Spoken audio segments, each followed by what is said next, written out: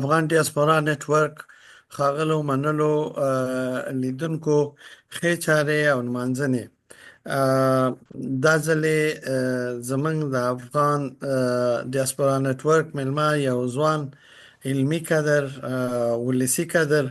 او همدارنګه یو ډیر فعال زلمی چې په ډیر کم عمر کې ډیر اداري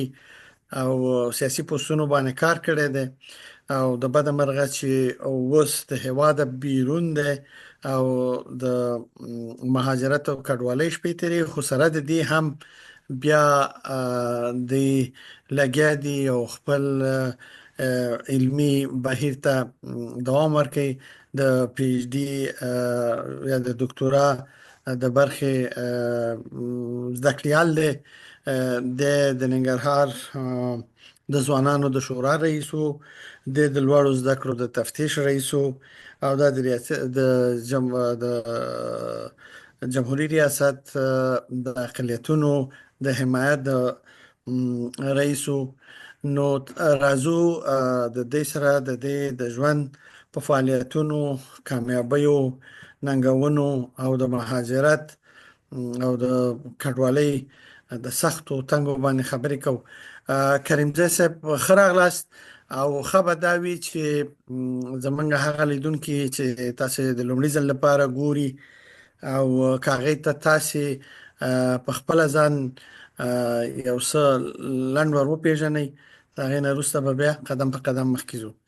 ښه راغلاست. مننه اټک صاحب، محترم سلامونه او احترامات ټول ولس ته، افغانانو ته او هر څوک چې دا برنامه ګوري زما احترامات دې ومني. اټک صاحب محترم، لکه څنګه چې تاسو لطف وکړلو په ابتدا کې د معرفت په اړه باندې دغه زموږ د ژوند هم دغسې یو سلسلې وې لکه څنګه چې د نورو عامو افغانانو یو څه په نصیب وو او هماغسې تعاملاتو سره سر لاس وو. پیدایښت مو په کونړ کې شوی دی، بیا د کوتتا د شهید داود خان د نظام باندې چې د کمونیستي رژیم د خوا نه د کوتتا وشوله، موږ مهاجر شولو، کوم سرحد کې اوسېدلو، د پولې سره ډېر نږدې وو د کونړ په سیمه کې. نو بیا په پاکستان کې مو دغه د ابتدایي زده کړې او لوړې زده کړې او تر د ماسټرۍ د کچې پورې تحصیل وکړلو په کمپیوټر په رشته کې. بیا د هغې نه چې کله د کرزي صاحب نظام یا اداره رامنځته شوه نو کابل ته راغلو، بیا مو په کابل کې خپل ژوندانه ته ادامه ورکړله. په لوړو زده کړو په وزارت کې مو ځان ته یو کار پیدا کړلو او دا کار په څنګ کې مو سره تحصیل چې وو، دا چون موږ خو د مهاجرت په دوره کې پاکستاني تحصیلات کړي وو، دغه اردو او دې شیانو څخه انګلیسي او دې شیانو څخه بلد وو، د افغانستان د جغرافیې او دې شیانو د افغاني مطالعې نه ډېر داسې محروم غونته کې وو. نو هلته مو دا خوشبختي وه چې هغه چوکاټ د تحصیلات عالي وو، نو په هغې کې مو کار تر څنګه مو تحصیل ته ادامه ورکړله. پښتو ادبیات کې مو لیسانس واخیستلو، بیا د هغې په ادامه باندې په تېره سابقه باندې چون په ټکنالوژي بخش کې وه نو اداره او منیجمنټ کې مې ماسټري وکړله. نو بیا د مختلفو شعبو کې مو ماموریتونه وکړه، د منابع بشري او د تفتیش او د آی ټي او بیا دغسې هغه آخري سرنوشت مو د ریاست جمهوري د تفتیش د رئیس په صفت باندې و. خو دې تر څنګ هم دا ولسي فعالیتونه هم کول، د ځوانانو تر منځ مو ډېره ښه رابطه وه. یو د زونونو په سطحه باندې زموږ یو ټیم ملګري وو چې هغوی د زونونو په سطحه باندې د ځوانانو د شوراګانو بحث مطرح کړی و چې په هغې کې خوشبختي ورته ووایم چې د الله رحم و چې د مشرقي د زون یا د لوی ننګرهار د ځوانانو د شورا مسؤلیت زما په غاړه او دا نور ملګري مو داسې د لوی پکتیا یو شورا مو لرله، یو شورا هم د لوی قندهار د ځوانانو د شورا لرله. نو دغه دوستانو په دغه اجتماعي مسایلو باندې به مو داسې مشترک بحثونه کول. په د اخره کې مو داسې یو ښایسته طرحه رامنځته کړې وه رئیس جمهور سره چې موږ د ځوانانو یو سرتاسري شورا، آزاده شورا چې د ولس د خوا نه وه، هېڅ نه وه د هغې نه لرو، حکومتي تاثیر یې نه لرلو، ولې د ولس استازولي یې کوله د ځوانانو په بخش کې چې زموږ لوی موخې وې د تحصیل زمینه مساعدولو د تحصیل د چیلنجونو چې په مختلفو ولایاتو کې ځوانانو پوهنتون ته شوق لرلو ولې هغوی د لیلیو او د دې شیانو ستونزې لرلې، نو بیا موږ سره به د بعضې ملي تجارانو او داسې ملي مشرانو به کومک کوو چې دغه ځوانانو ته د تحصیل زمینه مساعد شي، د هغوی د فیس او حتی تر دې پورې چې یو مثال ورته ویم چې د نورستان نه موږ د دې شورا په برکت باندې ځوانان هندوستان ته په بورس کې لیږلي. نو داسې په هر ولایت کې د ځوانانو شورا خپل فعالیتونه لري. نو بیا د هغې نه را په دې خواته دغسې دغه نظام چې سقوط وکړلو، د نظام د سقوط په دغه کې نه کېدله چې موږ هلته پاتې شوي وو، چون په تېر حکومت کې زموږ لاس تور شوی او کار مو کړی، نو بیا همداسې راکوچ شولو، د مهاجر په صفت باندې کاناډا هېواد ته راغلو. نو یو خو دلته خو زړونه او روح و روان مو د افغانستان سره دی. دا اوس هم د افغانستان په هکله باندې چې دلته کومه موضوع وي، په هغه موضوع کې کوشش کوو چې خپله فعاله ونډه پکې ولرو، د مخصوصا د ځوانانو سره او د علمي او اکاډمیکو اشخاصو سره چې د هغوی په څنګ کې یو څه وکړلی شو چې یو علمي حرکت ولرو. مهرباني. په ډېرو مهمو ځایونو کې تاسو کار کړی دی. نو د لوړو زده کړو په وزارت کې تاسو د تفتیش رئیس واست. نو هلته دغه یو نوې بهیر په افغانستان کې پیل شو چې دغه د شخصي پوهنتونونو یو بهیر و. دې څومره تاثیر ولرلو د د د افغانستان یا د نوي کل په تعلیم او تحصیل باندې دا څنګه ارزوي، یعنی تاسو دغه بهیر؟ اټک صاحب محترم، چون تاسو هم یو علمي دغه لرئ، بیک ګراوند لرئ په دې مسله، تاسو ښه پوهېږئ یو تعلیم دی، یو تربیه ده. تربیه دغه ده چې په اجتماع کې څه نوع په کومه شیوه باندې د انسانانو ژوند وشي او په څه نوع باندې انسانان خپل چاپېریال مدیریت کړي، دغه د تربیې دغه دی. او تعلیم چې دی هغه نو موږ به په دوو برخو تقسیمولی شو چې یو تخنیکي تعلیم دی، یو رواني یا روحي علم دی چې انسانان پکې د تحقیق او دغه درجې ته رسېږي. دغه د روحي علومو کې چې موږ کولی شو چې دغه دینی علوم ښه مثال کو چې یو عصري علوم دي، یو دینی علوم دي. دا یو ښه اسانه بیلګه ده. په عصري علومو کې اوس بعضې تخنیکي زده کړې دي چې مثلا د کمپیوټر اپریټ کول دي، د طیارې اپریټ کول دي، د موټر دي، د یا د تخنیکي نور بحثونه دي چې په ساختماني او انجینري او ټیکنیکل او په موسمیاتو په دې باندې بحث کوي. دغه تخنیکي علوم دي. او دغه اجتماعي علوم چې دي دا موږ کولی شو چې مثلا دغه دیني علوم ورته ویو چې انسان په روح روان باندې اغېزه کوي. نو اوس دغه خصوصي پوهنتونونو رامنځته کېدل صرف دغه یو تفاوت پکې موږ حس کړلو، چون تخنیکي ټیم موږ په دغه چوکاټ کې کار کولو چې د افغانستان جامعه مخصوصا دغه اکاډمیکه جامعه د تخنیکي زده کړو سره آشنا شوله. د خصوصي پوهنتونونو دغه یو اسانتیا رامنځته کړله چې زموږ نسلونه دغه ځوان نسل په تخنیکي اړخ کې ډېر پیاوړی شو، غښتلی شولو چې موږ حتی تر دې پورې چې د کالج سویې ته زموږ تخنیکي بحث را رسېدلی و چې دغه د 2 کلنه ډیګري به موږ ورکوله چې یو مثلا مخکې د دې خصوصي پوهنتونونو د بهیر د رامنځته کېدلو زموږ په شعباتو کې د کمپیوټر استفاده کوونکي نه و. نو دغه خصوصي انسټیټیوټ یا د خصوصي پوهنتونونو برکت دغه و چې زموږ دغه کمپیوټري مسایل په کار شروع وکړل. د علي آباد په نامه باندې موږ یو دغه لرلو، د دې پوهنتون کې یو قلبي تحقیقاتي مرکز و. دې سره فرانسې حکومت یو 2 ماشینونو کومک کړو. یعنې زه شاهد یم چې دغه ماشینونه 15 کاله همداسې پراته و، اپریټر یې نه لرل. نو بیا هم دغه د خصوصي پوهنتونونو برکت و چې مثلا ځوانانو زده کړې وکړلې، سري زده کړې وکړلې، آنلاین زده کړې وکړلې، په سکالرشپو کې لاړل. نو د دې خصوصي پوهنتونونو بهیر رامنځته کېدلو زموږ دغه تخنیکي اړخ ډېر غښتلی کړلو، ډېر یې پیاوړی کړلو چې موږ په ډېرو مسایلو باندې وتوانېدلو چې خپل لوکل کپاسټي ولرو. مثلا یو خبره دا ډیره مشهوره و په افغانستان کې چې د خصوصي پانتونون اول خو زه د خصوصي نوم سره جوړ نیم چې دې ته ولې خصوصي ویل کنه نو بل دا چې مثلا د ډیر د چې خلک په دې پانتونونو کې ونیول چې هغه ډیره قانوني بڼه نه لرله یو یا دا و چې د پورا زیرین ورکوله یا پورا کریکولم درسونه دی نه ویل او اته په خواله رسنیو کې دا راتله چې یو ماستر حتی په املا نه پوهیږي په نو دغه شکایتونه مو دا اړخ تاسو څنګه ارزیابي کوئ؟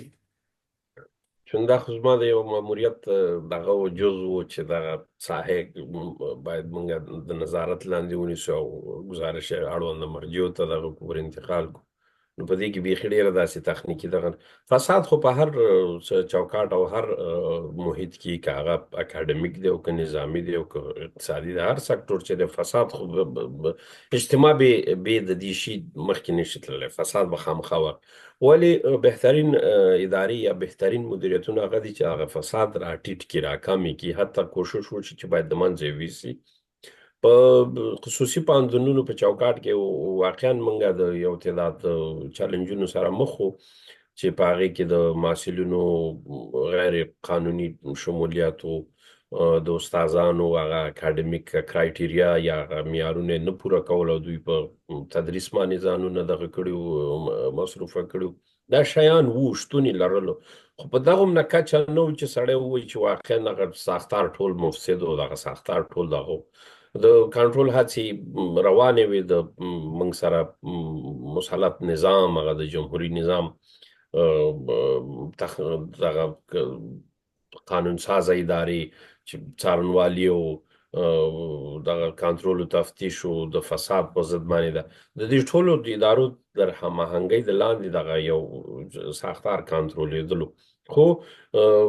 چون دغه فلسفه او دغه باب نوې پرانیستل شوی په افغانستان کې،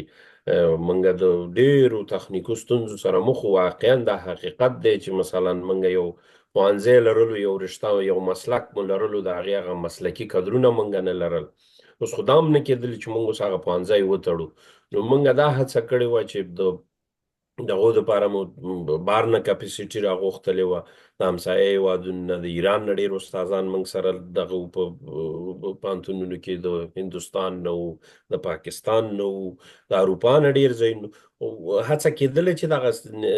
تعلیمي نظام سټنډرایزیشن ته راشي، د سټنډرډ په طرف باندې ور روانو. نو طبیعي خبره ده چې یو نوی شی رامنځته کېږي، خامخا په چار چوکاټ کې به یو نیمګړتیاوې وي، خو دغومره نه وي لکه څومره چې تصویر کېدلې. نه، اوس یو پوښتنه زما ده، زه نه پوهیم واقعا آیا چې د ماسترۍ دپاره مثلا فاکولټې نه وروسته د ماسترۍ دپاره یو بهرنۍ ژبه یا انګلیسي یا عربي دا ضروري وه؟ مسلکونو پورې ارتباط لري چې اوس کوم مسلک ته دغه کې اوس مثلا که ته پښتو مثلا ادبیاتو دپاره ستا اوس بهرنۍ ژبه څه مثلا حقوق یا د شریعتو د ماسترۍ دپاره یا د دکتورا دپاره آیا بهرنۍ ژبه لکه عربي یا انګلیسي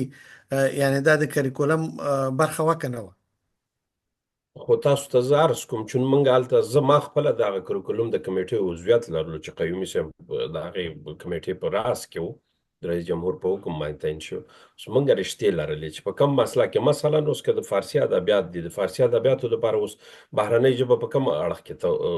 غواړي، یا عربي ادبیات دي خو عربي ژبه غواړي، هغې کې که موږ د پښتو فارسي به هم پکې استفاده کوله، هغه د ډومسټیک په سطحه باندې راتله چې محلي ژبه وه چې یو نارمل مضمون یې لرلو. ولی دا مسلکی زده کړې چې اوس مثلا کمپیوټر دی، کمپیوټر ژبه انګلیسي ده، هغې دپاره خو دا واقعا شرط وه، هم که په لیسانس دوره کې، هم په ماسټرۍ کې، هم په دکتورا کې. په طبابت کې مثلا د انګلیسي شرط وه. په انجینرینګ کې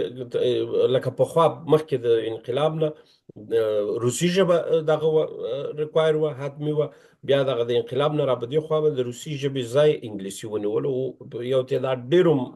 مسلکونو کې تخنیکي ژبه، چون په انګلیسي ژبه کې مواد ډېر شتون لري، او د دې د خاطر دغه هم په استاد باندې شرط و هم په محصل باندې شرط و چې باید د نړیواله ژبه باندې پوه شي. ولې داسې کومه ژبه چې مثلا یا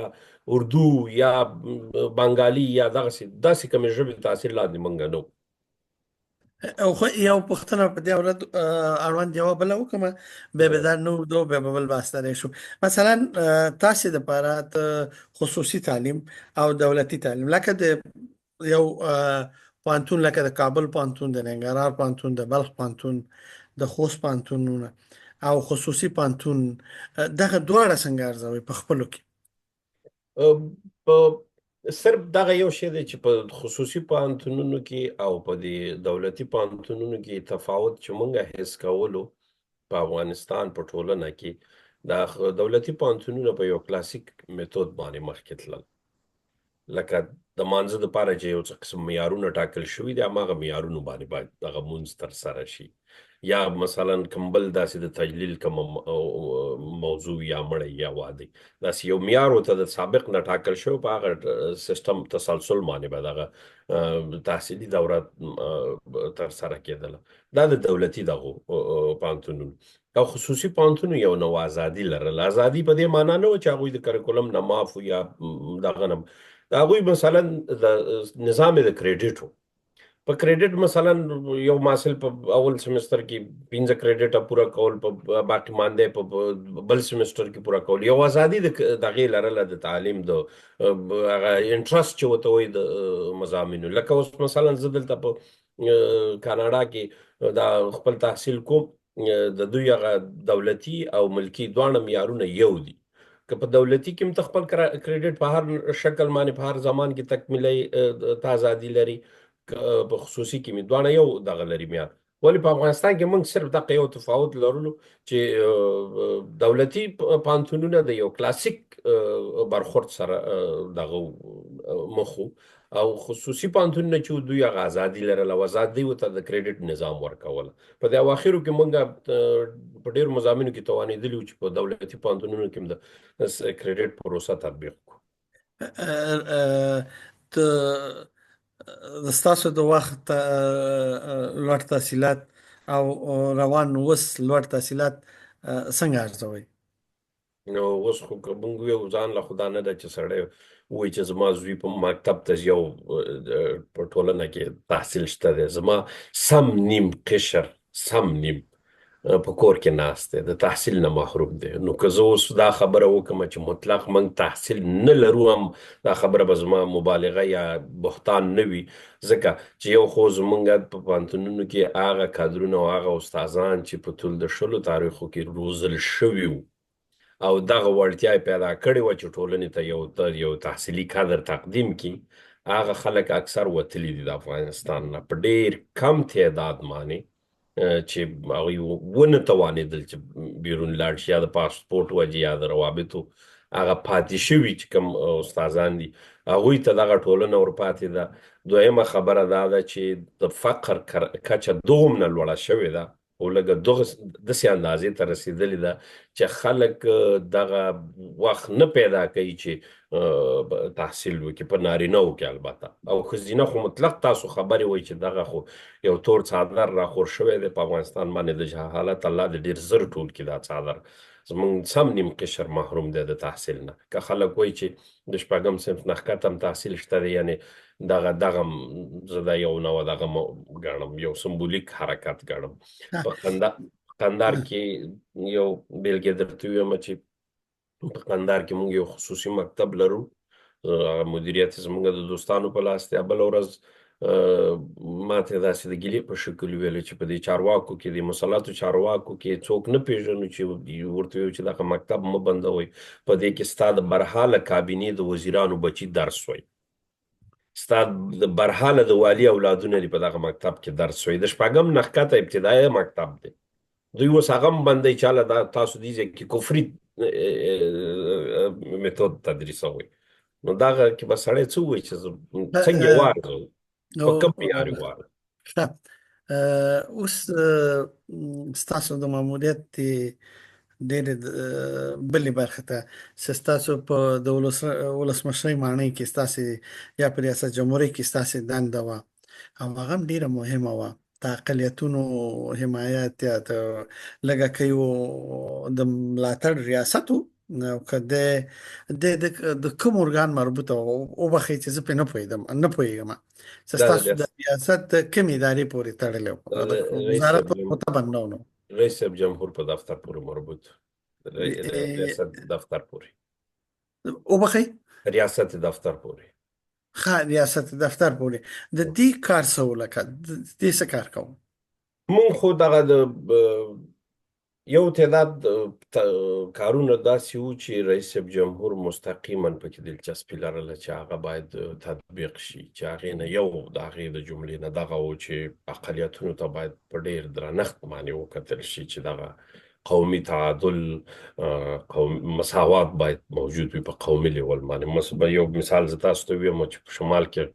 چون تاسو د شمال لږ معلومات هم لرئ، په شمال کې مونږ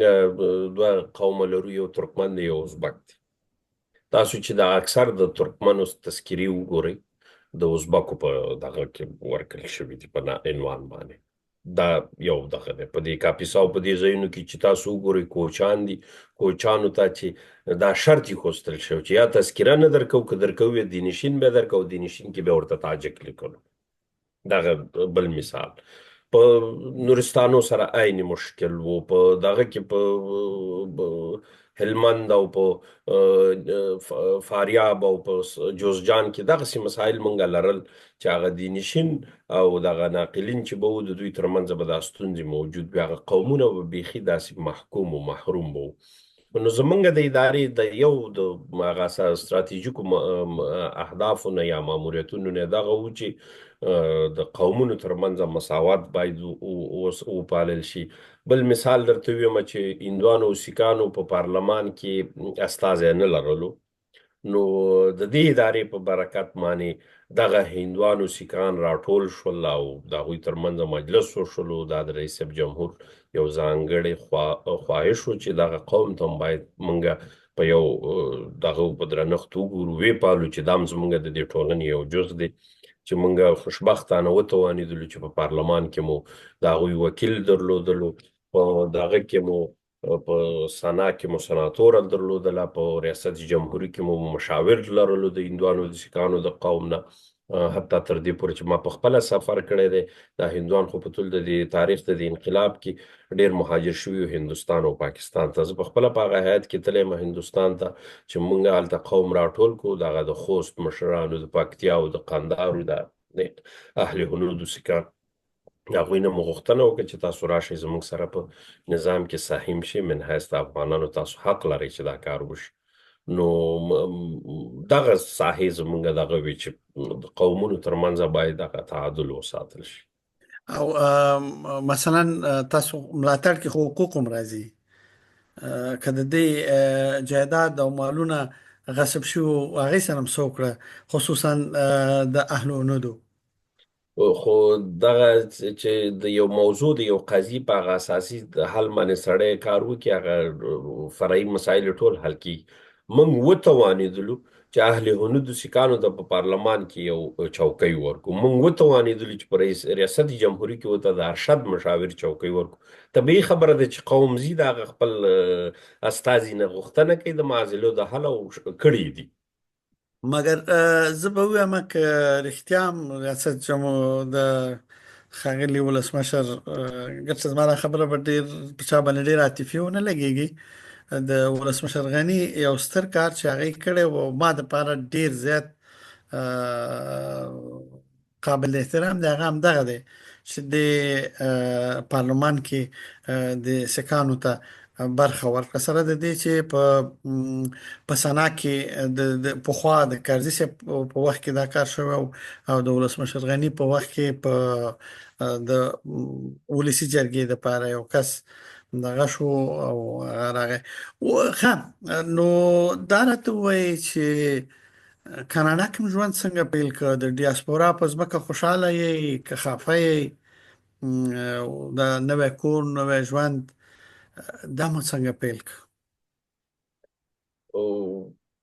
خپل کم سن لرو، دومره تجربه نه لرو، خو زما په ژوند کې چې یو ترخه خاطره دغه ده، بې کوره کېدل دي، مخصوصا دغه بحران سره چې یو عظیم نظام مو د لاسه ورکړلو، یو جوړ ساختار ثمر ته رسېدلی باغ مو د لاسه ورکړلو، بیا دې ترڅنګ کې اولادونه تر شا و، سړی داسې په یو پردي هېواد ته راځي، هلته ژوند بېرته د صفر نه شروع کوي. په دې ټولنو کې هم زمونږ دپاره د جذبېدلو او د ځای په ځای کېدلو کم از کم 15-16 کاله وخت پکار دی چې مونږ بېرته هغه خپل هغه نارمل نفس اخیستلو ته راوګرځېږو. خو خوشبختانه په دې بهیر کې چې دا مهاجرتونه، خو تاسو ته معلوم دي اټک صاحب محترم، دوه نوع مهاجر وي یا بیجا شدگان وي، چې یو اقتصادي وي یو سیاسي وي. اقتصادي هغه دي چې یو ټولنه د فقر سره مخ او خلک دې ته اړ وي چې یو ځای ته لاړ شي، لکه زموږ د کوزي پښتونخوا د پښتنو په سیمه کې اقتصادي چاپیریال ډیر کمزوری دی، نو خلک مجبور دي چې پنجاب ته ځي او په پنجاب کې خپل هغه روزمره روزګار او ژوند کوي چې کور ته یو څه پیسې یا قطر ته ځي یا اماراتو ته ځي. دغه د کوزي پښتونخوا یو دود ګرځېدلی. نو په عین شکل باندې دی غربي ټولنې ته زموږ افغانان په دوو شکلو باندې راغلي دي. یو په اقتصادي مهاجر دي چې هغه مخکې راغلي دي چې هغوی دي یا د خپل کور او د کلي په اقتصادي چلنجونو سره مخ وو، هغوی دغه د ستونزې د رافع کولو دپاره مهاجرت کړی او راغلي دلته ځای په ځای شو. او یو سیاسي دي چې مختلفو دورو کې مثلا د کمونیستي نظام رامنځته کېدلو سره یو دوره مهاجر شو، بیا د مجاهدینو دوران سره یو بله دوره مهاجر شو، بیا دغه د دې نظام د ړنګېدل چې دا بله دوره مهاجر. نو دغه د سیاسي مهاجرو دپاره ځای په ځای کېدل واقعا یو رواني ستونزه ده، یو عمیقه موضوع، یو عمیق چلنج دی. خو خوشبختانه دې ټولنو چون د کاناډا هېواد یا داسې نور اروپایي هېوادونه چې کوم دي، دوی ساختارونه هم دغه هېوادونه جوړ شوي د همدې مهاجرو نه دي. نو دوی دلته ډېر ښه یو داسې د سټلمنټ او هغه دغه نظامونه جوړ کړي دي چې راهنمایي کېږي. خلک دغوم نه د تېر وختونو په شان د ستونزو سره نه مخ، لږ په اسانه باندې ژوند لاره پیدا کړي. خو زمونږ خوشبختي دا وه چې دلته رالو دستي په دستي باندې هغه ځوانان او هغه مشران چې د اکاډمیک بیکګراونډ یې لرلو، د دوی ترمنځ مو یو داسې ساختار رامنځته کړلو چې د لیکوالانو د ستراتیژیک مرکز په نامه باندې، د افغان لیکوالو ستراتیژیک مرکز، چې په دغه چوکاټ کې هم دوی هغه خپله ادامه د علمي فعالیتونو ژوندۍ وساتله او ترڅنګ یې نور داسې په تحقیقي مسایلو کې ځانونه ښکېل کړل چې اوس موږ په کاناډا په ټولنه کې په اکاډمیک چوکاټ کې موږ هیڅ د پښتو او د فارسي دغه نه لرو، مشخص کم مضمون کم بحث نه لرو د دوی په کاریکولم کې. نو اوس دغه ځوانان او دغه مشران چې دغه اکاډمیک چوکاټ کې سره راټول شوي، دوی اوس په دې هڅه باندې دي چې څنګه وتوانېږي چې په کاناډا کې د پښتو یو بحث د دوی په د اکاډمیک نظام کې ځای په ځای کې، لکه سیکان توانېدلي دي، یوکرینیان توانېدلي، رشین توانېدلي دي، نور ډېر داسې غربي د اروپایي هېوادونو توانېدلي دي چې دوی په د اکاډمیک چوکاټ کې د خپله ژبه یا د خپل فرهنګ ځای په ځای کړی دی چې د ادبیاتو پوهنځي لري، د ادبیاتو سبجیکټ لري. نو ولې پښتو او ولې فارسي دا دواړه ژبې ولې محرومې دي؟ نو اوس په دې مرکز یو هغه دغه ستراتیژیک اهدافو نه دغه ده چې څنګه وتوانېږي چې د دوی د اکاډمیک چوکاټ کې دغه د پښتو ژبې بحث پیل کړي. دغه ډېر ښه بحث ته رالو. فکر کوم دغه تاسې ستراتیژیک مرکز جوړ کړی د افغان لیکوالانو، په دې کې تاسو سره نور څوک ملګري دي او څومره کسان هستئ؟ تاسو دلته مشر کشر اداري سیستم رئیس منشي دا لرئ که نه همداسې سره راټولېږئ او سره کښېنئ او په کومو مسایلو نوبتي غونډې لرئ نه لرئ؟ که په دې هکله معلومات راکړئ. دا د افغان لیکوالو ستراتیژیک مرکز دوه اړخه لري. یو دا چې راتلونکي دپاره څه وکړي، او یو چې دا په تېره کې چې دغه غړو یا اعضاو یا د اکاډمیک قشر لیکوالان دي، شاعران دي، دغه ممثلین دي، ژورنالستان دي، دوی چې څه کړي دي دغه باید وپالل شي، دغه محو نه شي، ځکه چې دا محیط یو دغه بدبختي دا لري چې دا د ژوند چاپېریال یا چارو د سمون چې ته پکې خپل ژوند سنبالئ، نو ته مجبور یې چې د خپل تیر نه تیر شي. او د ډیرو خلکو سره دلته داسې بیکګراوند دي چې هغه باید وپالل شي. هغه من حیث د افغانانو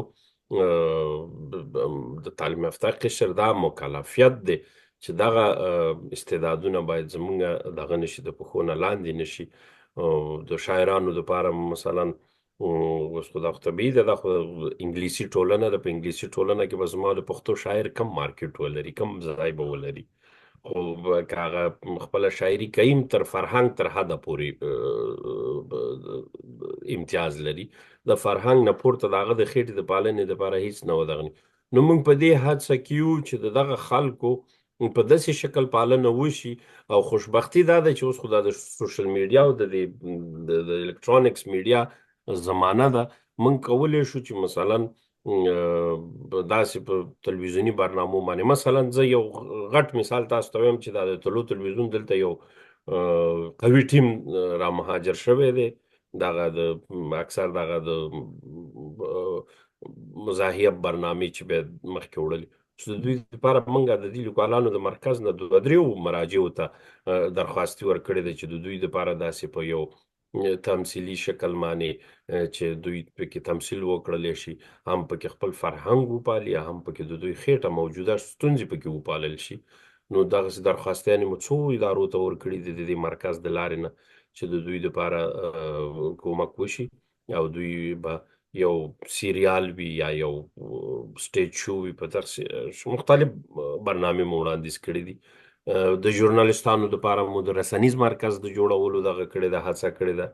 چې یو داسې مرکز ولرو چې دغه ژورنالستان پکې وپالل شي. لیکوالانو له مو د لیکوالۍ دغه کړې ده. دا اوس تېره میاشت د دې د اطلاعات او کلتور د وزارت سره تماس ونیولو، هغوی ویل که تاسو کوم لیکوال یا کوم شاعر په انګلیسي ژبه باندې لرئ چې حاکم وي په انګلیسي ژبه باندې، زموږ سره په تماس کې کوي، موږ ورسره پوره دغه کوو. نو موږ اوس په دې دغه اخته یو چې دغه تر څو پورې د وطن بېرته د سازېدلو چې دغه بدبختي ته خدای ورکوي، نو د هغې پورې زموږ دغه تعلیم یافته قشر دا مکلفیت دی چې دغه استعدادونه باید وپالو، او د پالنو دپاره مو د دې مرکز د لارې نه مختلفې پروسې په لار اچولي دي. بله ستاسو پوښتنه کې د زموږ د تشکیلاتو په ارتباط باندې دغه وه چې د دې مرکز تشکیلات او ساختار څنګه. په دې کې مرکزي بورډ دی، د مرکزي بورډ مشخص اعضاوې دي. دا به لازمه نه وي چې زه اوس د یو سازمان دغه تاسو ته دغه کمه، خو دا به کفایت وکړي چې یو مرکزي بورډ لري، عالی شورا چې ورته وایي، او عالی شورا اکاډمیک غړي لري د ښه بیکګراوند، د ښې سابقه، چې هم په سیاسي اړخ باندې غني دي، هم په علمي اړخ باندې غني دي، د دکتورا په کچه باندې، د ماسټرۍ په کچه باندې په دې بورډ کې اعضاوې عضویت لري، او د دې دغه اجتماعي روابط او دغه د پبلک کمیونیکیشن اړخ یې ما ته را په غاړه دی چې زه د دې دغه موږ ورته ویلی شو چې هغه د اجرایه مسؤلیت یې زه په غاړه لرم، او نور زه ګزارش دیم رهبري ته، او رهبري شورا چې ده خوشبختانه د هغه شورا غړیتوب زه هم لرم. او نو په هغه بورډ کې چې هر نوع تصمیم نیول کېږي، هره برنامه چې طرحه کېږي، په یو مشترکه بڼه باندې فیصله کېږي. داسې فردي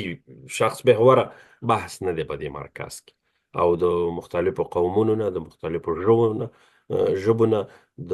افغانستان مربوط زموږ په دې بورډ کې،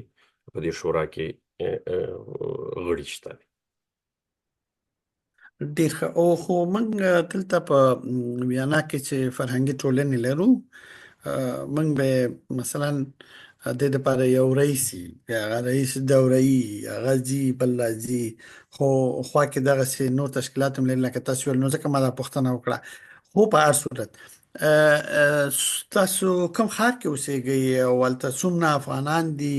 یا د کاناډا په کوم ښار کې ډېر افغانان اوسېږي، یا په مجموع کې ټوله کاناډا کې څومره افغانان اوسېږي، یعنې هلته د ډیاسپورا شمیر به څومره یې ځکه اگر چې تاسو خو نوي تللی یاستئ خو چون تاسو د ډیټاګانو سره ډیر بلد یاستئ نو چې معلومات هم په دې هکله څومره څه دي. اټک صاحب محترم، مخکې دی نه چې د دویمې پوښتنې ته راشم، هغه تېر پوښتنه کې دا یو نقطه درته لازمه ګڼم چې سره شریکه کړم چې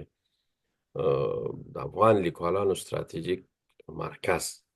دا یو مرکز دی. په دې کې ډیر نوري محلي کاناډا میشتي یا په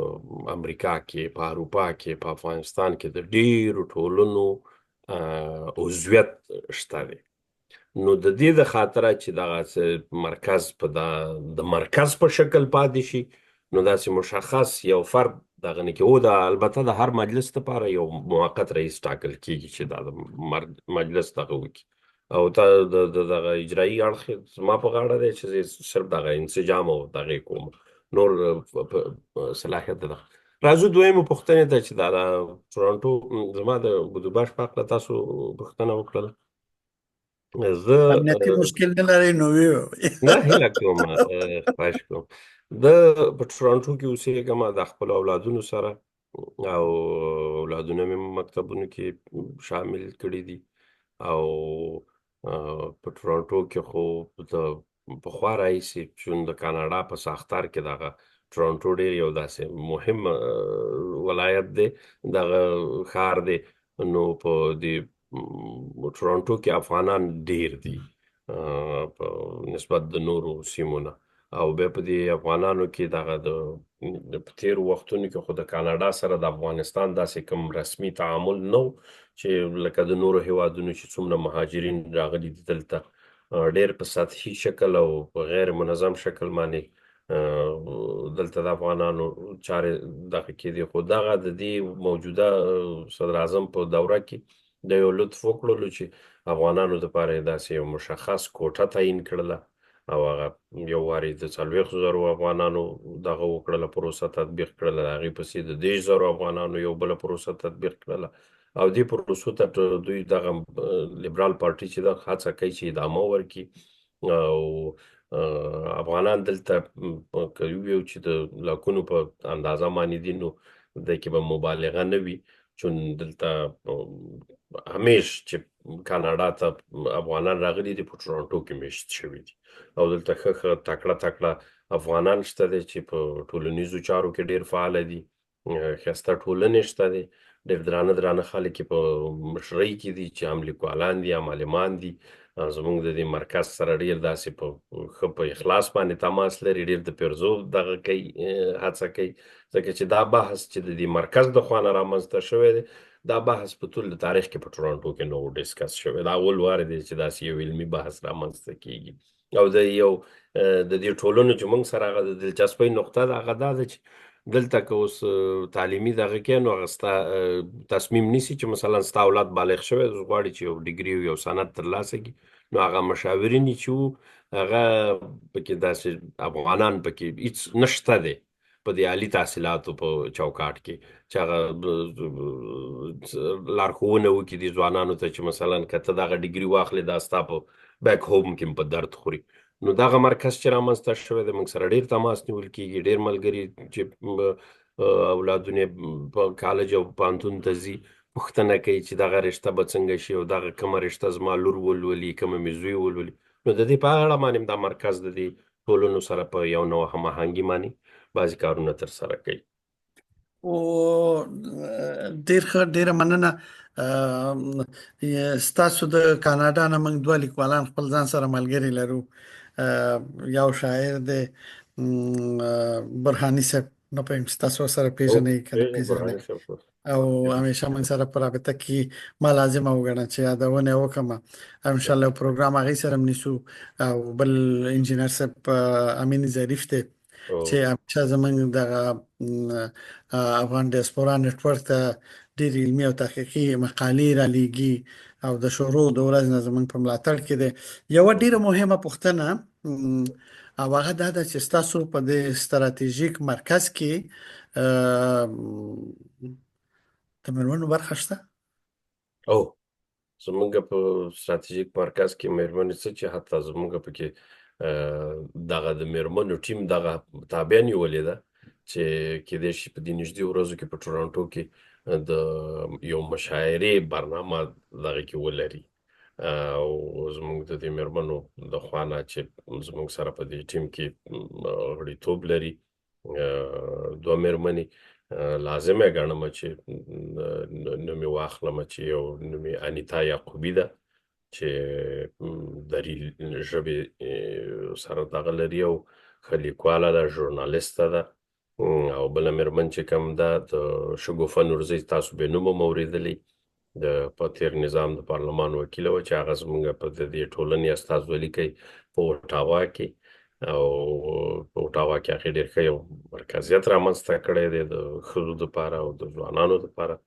چې دغه تحصیل چې دلته چې اوس څوک راغلي دي د مهاجرین په دیو کې دغه تعلیمي بحث باید سټاپ نشي فقر د دې باعث نشي چې یا مهاجرت چې دوی د خپل تعلیم ته خدای پاماني وکړي باید ادامه ورکړي او د انجینر صاحب امین په ارتباط باندې تاسو یادونه وکړه د انجینر صاحب امین خو یو د مرکزي کردارونو نه د دې مرکز دی چې د هغه په برکت باندې او د هغه په ځانګړي لورینو باندې چې زموږ ملګري په ډېرو مسایلو کې حمایت کړي دي ډېرې برنامې د هغه د برکته په ټورانټو کې تطبیق شوي دي نو انجینر صاحب یادونه تشکري ده نه کوم چې زموږ د مرکز یو عالی غړی تاسو سره دغه لري تماس لري ډېر نږدې او همیشه موږ ته لیکل را لېږي او همیشه دا پیرزوینه کوي څه فکر کوئ کریمزی صاحب بالاخره وطن ته به بیا ستانه شي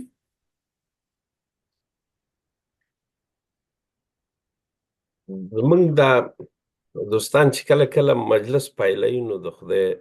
په کلام یې پایل کوي او چې کله ختموي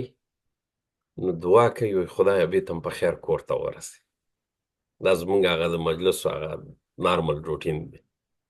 د کور ته تګ یا افغانستان ته د ستنېدلو دا خو زموږ آرزو څه چې ضرورت مو دی ځکه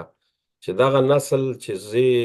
وینم چې په دغه دوره کې را مهاجر شوی دی دا نسل په دې ټولنو کې د اډجسټ کېدو نه دی اولادونه به طبیعي خبره ده به دلته زده کړې وکړي ژوند به جوړ کړي آینده به ولري دغه د راتلونکي نسلونو امکان شته ولې دغه نسل چې په ډېر داسې یو عجیبه ډول باندې د خپل کوره راووتلو او راورسېدل دې غربي هېوادونو ته دا د دې نسل ارزو نه وه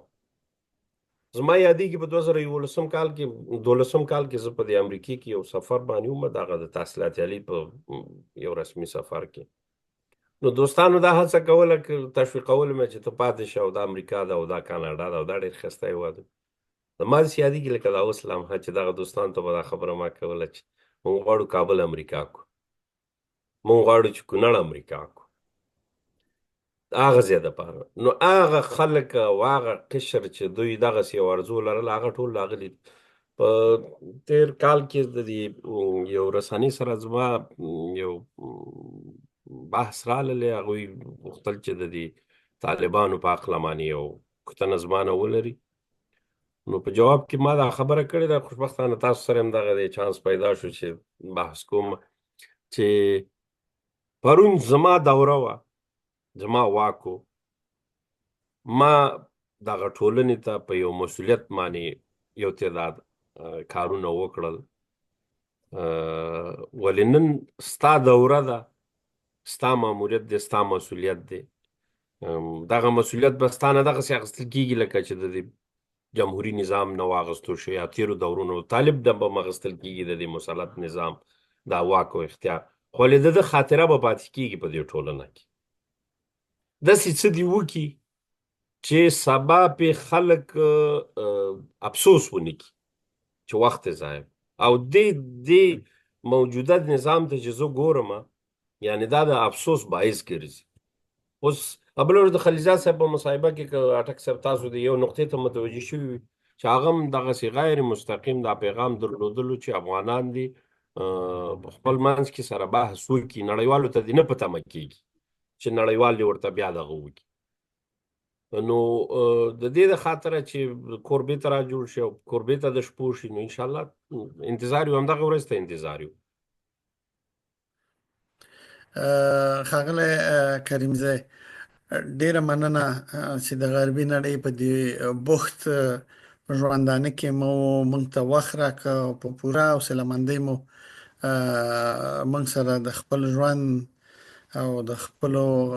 کړنو، د خپلو فعالیتونو او ننګونو بحث وکړو. کور مو ودان، چار مو ښه. تشکر، مننه ستاسو نه چې موږ ته مو وخت راکړ.